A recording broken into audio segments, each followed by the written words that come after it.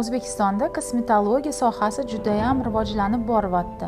Lekin talab bor joyda raqobat ham bor. Hozirgi kelayotgan mijozlar o'ziga yuqori toifali, professional kosmetologlarga borgisi keladi. Va endi O'zbekistonda hamma kosmetologlar oliy ma'lumotli, litsenziyasi bor insonlar faqatgina xizmat ko'rsatish huquqiga ega bo'lishadi. Agarda siz ham kosmetologiya sohasida ishlab kelayotgan bo'lsangiz va bu kasbni keyinchalik o'zingizni asosiy kasbingiz deb hisoblasangiz va keyinchalik ham umringiz davomida shu kasb bilan shug'ullanmoqchi bo'lsangiz, yoshingizdan qat'iy nazar va qaysi viloyatda joylashganingizdan qat'iy nazar siz oliy ma'lumotga ega bo'lishingiz mumkin.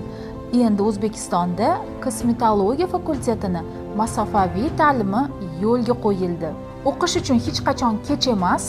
Beshikdan qabrgacha ilm izladi bekordan yetishmaydi.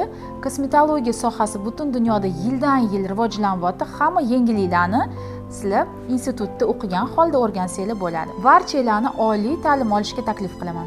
Batafsil ma'lumotlarni olish uchun hamda registratsiyadan o'tish uchun quyidagi silka bo'yicha o'ting.